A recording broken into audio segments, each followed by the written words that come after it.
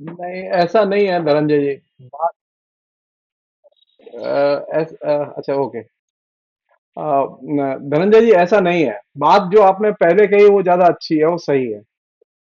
वो ये कि बांग्लादेश और भारत में दोनों ही जगह व्यक्ति और राष्ट्र, इन दोनों की संप्रभुता खतरे में है। ये समस्या सिर्फ वो हिंदू मुसलमान की नहीं है। भारत में भी ये समस्या है कि यहाँ पर व्यक्ति की संप्रभुता खतरे में है और राष्ट्र की संप्रभुता भी खतरे में है। और ये खतरा डेमोक्रेसी के कंधे पर सवार होकर आया है। सबसे बड़ी इसकी खूबी है, और ये दोनों जगह सिमिलर है। बांग्लादेश में भी जो आए हैं वो डिक्टेटरशिप से लड़ते हुए आए हैं, और वो ये कह रहे हैं कि हम डेमोक्रेसी के लिए आए हैं। लेकिन असल दिक्कत जहां खड़ी हो रही है, जिसकी वजह से आपने जो भास्कर वाली बात बताई, अखबार वाली, कि वहां जो लोग पहले बात कर रहे थे वो बात करने को तैयार नहीं, उसका कारण है कि बहुत ही कॉम्प्लिकेटेड स्थिति है वहां की। कुछ चीजें हैं जो कॉमन है, मैं उसे अब अलग करके नहीं देख सकता। मैंने बहुत पहले आपके चैनल पर बात की थी, और मैंने कुछ चीजें रखी थी, उसके सिम्टम्स यहाँ थे, लेकिन अब तो वो बिल्कुल खुल के सामने आ गए।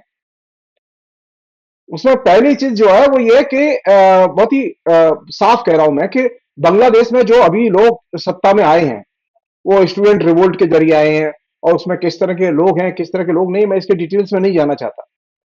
मैं सिर्फ एक चीज बताना चाहता हूं कि ये जो लोग सत्ता में आए, उन्होंने सुप्रीम कोर्ट पर, बांग्लादेश के सुप्रीम कोर्ट पर एक दबाव डाला है कि जो हमारे शहरी जो आतंकी ग्रुप हैं, उनके प्रति नरम रवैया अपनाया सुप्रीम कोर्ट। और बांग्लादेश में उन लोगों को एक तरह से छुट्टा सांड की तरह छोड़ दिया गया है। ठीक वही ठीक वही फिनोमिना भारत में है कि सुप्रीम कोर्ट से कहा जा रहा है कि वह हिंदुत्ववादी संगठनों के प्रति नरम रवैया अपनाए। अगर मुझसे पूछे तो बांग्लादेश में जो सो कॉल्ड स्टूडेंट रिवोल्ट शुरू हुआ, और उसके बाद जो सरकार आई, उसने जो ब्लूप्रिंट लिया है वो नरेंद्र मोदी का ब्लूप्रिंट लिया है। अगर आप गंभीरता से देखें, कुछ देर के लिए भूल जाइए कि वहां हिंदू रहते हैं कि मुसलमान रहते हैं, ये भूल जाइए आप। दिलचस्प बात यह है कि वे अपने यहां जितने भी ये इस तरह के जो आतंकी गिरोह है नीचे, फंडामेंटलिस्ट गिरोह है, उनके प्रति कोर्ट लिबरल रवैया अपनाए, नरम रुख अपनाए, इस पर जोर दे रहे हैं। और ये चीज अपने आप में बहुत कुछ संदेश देती है कि दोनों देशों में क्या चीज घट रही है। पहली चीज। दूसरी चीज ये कि एक बहुत ही इंटरेस्टिंग चीज है ये। बांग्लादेश में एक चीज थी जो अभी भी है, वो ये कलर रेवोल्यूशन। इसके नाम से पूरा का पूरा प्रोपेगेंडा और आइडियोलॉजिकल मॉडल तैयार करके बांग्लादेश को झोंक दिया गया उसमें।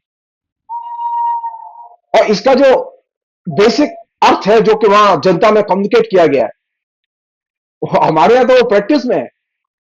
देश को एक ही रंग में रंग दो, देश को एक ही विचारधारा के रंग में रंग दो, ये आइडियोलॉजिकल मॉडल इसके कंधे पर सवार होकर वहां छात्र आंदोलन आया है। और इसी मॉडल पर सवार होकर इसी इसी पर काम कर रहे हैं पिछले 10 साल से हमारे शासक लोग।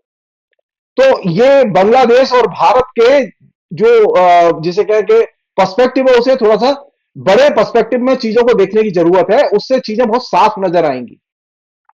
सेकंड चीज वो ये कि बांग्लादेश में जिस तरह से पूरा बांग्लादेश डेमोक्रेटिक और फंडामेंटलिस्ट फोर्सेज में बटा हुआ है, ऐसा नहीं कि वहां जो लोग छात्र आंदोलन कर रहे हैं उनमें सारे फंडामेंटलिस्ट हैं, ऐसा नहीं है। वहां डेमोक्रेटिक लोग भी हैं। लेकिन बांग्लादेश में ये एक तो बहुत ही क्लियर कट विभाजन है कि वहां डेमोक्रेटिक फोर्सेज भी है, फंडामेंटलिस्ट फोर्सेज भी है। और बाई चांस की बात देखिए, भारत में भी ये विभाजन संयोग से निर्मित है कि यहां डेमोक्रेटिक फोर्सेज भी है और फंडामेंटलिस्ट या फासिस्ट फोर्सेज भी है। इस दृष्टि से अगर आप देखें तो बांग्लादेश और भारत में कुछ चीजें बहुत ही कॉमन घट रही हैं। ये पर्सपेक्टिव अगर नहीं होगा तो ये लगेगा कि बांग्लादेश तो अलग है और भारत तो बहुत ही सुंदर और डेमोक्रेटिक देश है। नहीं, बांग्लादेश और भारत दोनों में व्यक्ति की और राष्ट्र की, दोनों की संप्रभुता और स्वतंत्रता खतरे में है। पहली चीज जो मैं आपसे बुनियादी कहना चाहता हूं, इसके बिना बांग्लादेश का और भारत का पर्सपेक्टिव नहीं बनेगा। वहां जैसे अल्पसंख्यक खतरे में, यहां पर भी अल्पसंख्यक खतरे में। वहां पर भी नागरिकों का जीवन खतरे में, यहां पर भी नागरिकों का जीवन खतरे में। वहां पर भी लोगों की आर्थिक आमदनी लगातार धराशायी हो रही है, यहां पर भी धराशायी हो रही है।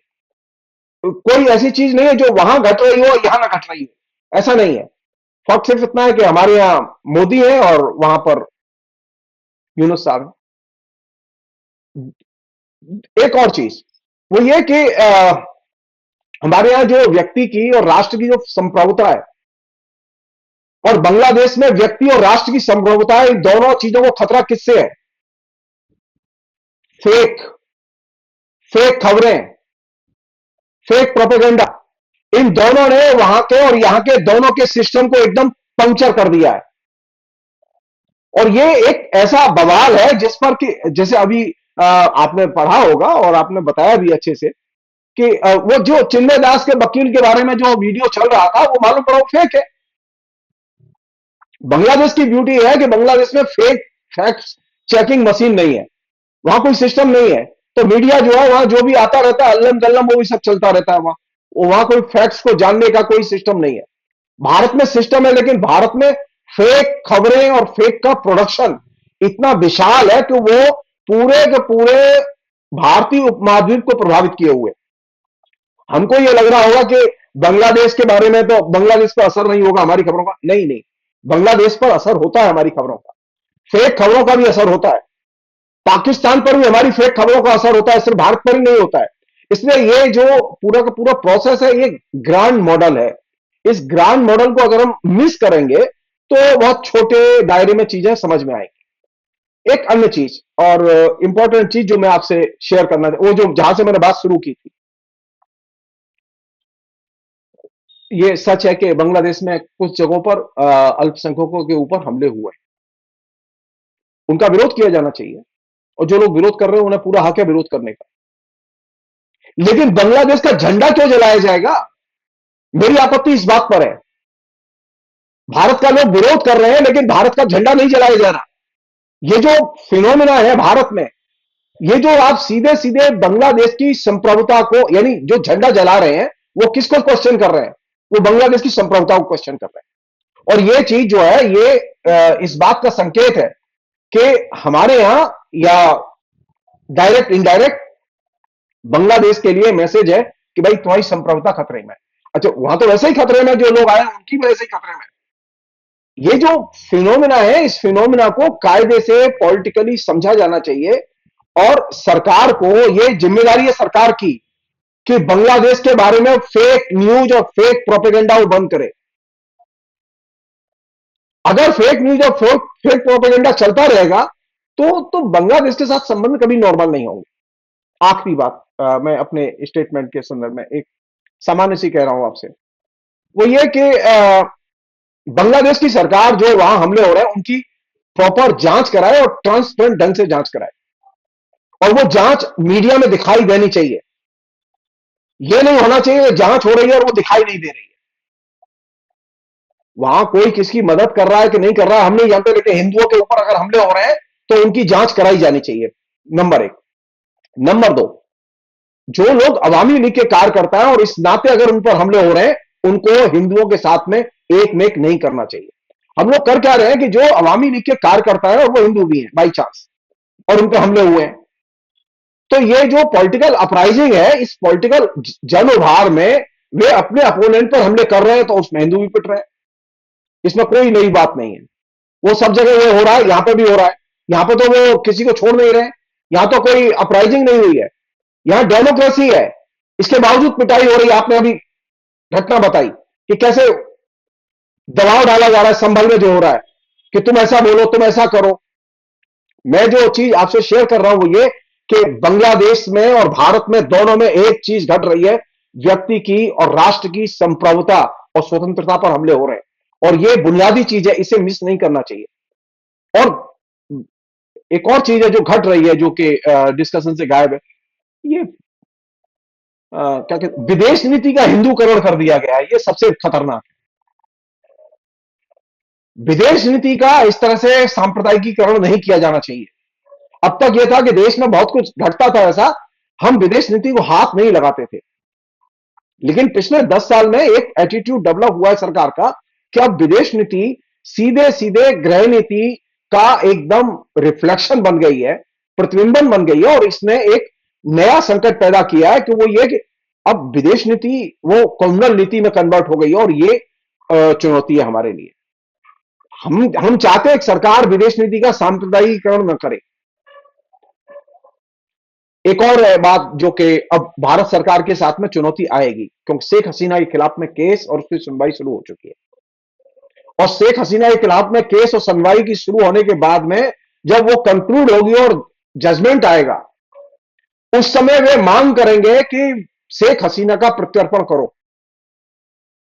भारत और बांग्लादेश दोनों प्रत्यर्पण संधि पर साइन कर चुके हैं, और भारत सरकार को उस समय शेख हसीना को सौंपना पड़ेगा, और ये एक बड़ी चुनौती होगी भारत सरकार के सामने। हम ये ना समझें कि वहां से वो लोग मांग नहीं करेंगे, नहीं, मांग करेंगे वो, क्योंकि ये सच है कि शेख हसीना ने अपने 15 साल के शासन में वहां के पूरे डेमोक्रेटिक सिस्टम को एकदम ध्वस्त करके डिक्टेटरशिप स्थापित की थी, और वो डिक्टेटरशिप की कॉस्ट वहां की जनता दे रही है। डिक्टेटरशिप से कब बांग्लादेश निकलेगा हम नहीं जानते, लेकिन डिक्टेटरशिप के ट्रैप में तो फंसा हुआ है। अभी तक वहां कोई रिफॉर्म के नए मॉडल की बात नहीं आई है सामने। उन्होंने कमीशन बनाए हैं 6, उनकी रिपोर्ट नहीं आई है। वो रिपोर्ट जब आएगी तो उसके बाद में बहस होगी, क्या इंप्लीमेंट होगा हम नहीं जानते। लेकिन एक चीज तो होगी, शेख हसीना के खिलाफ जो केस चल रहा है, अंतरराष्ट्रीय कानूनों के हिसाब से केस चल रहा है, उसमें जब उसके खिलाफ सजा बोली जाएगी तो उस समय भारत सरकार को प्रत्यर्पण करना पड़ेगा, शेख हसीना को सौंपना पड़ेगा। हम ये ना समझे कि वो मांग नहीं रहे, वो मांग, आज ही मैं पढ़ रहा था उनका यूनुस साहब का एक स्टेटमेंट जो उन्होंने एक विदेशी समाचार एजेंसी को दिया था। उन्होंने कहा नहीं, हम मांग करेंगे, लेकिन जब तक जजमेंट नहीं हो जाता हम मांग नहीं करेंगे। तब तक वो जहां भी हैं वो रहें, हमें कोई दिक्कत नहीं है। मैं जो चीज आपसे कहना चाहता हूं ये, दोनों जगह डेमोक्रेसी खतरे में है, माइनॉरिटीज खतरे में सिर्फ नहीं है। Thank you.